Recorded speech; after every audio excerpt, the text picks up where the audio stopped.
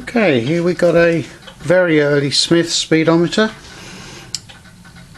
and it's just had a preliminary test, so we're just seeing what it's doing. It's on our testing machine and it's coming up quite nicely.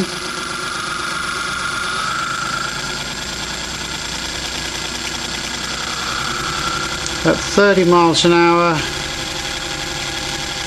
give or take, it is on my testing machine 685 revs, which gives us an indication of what the turns per mile might be.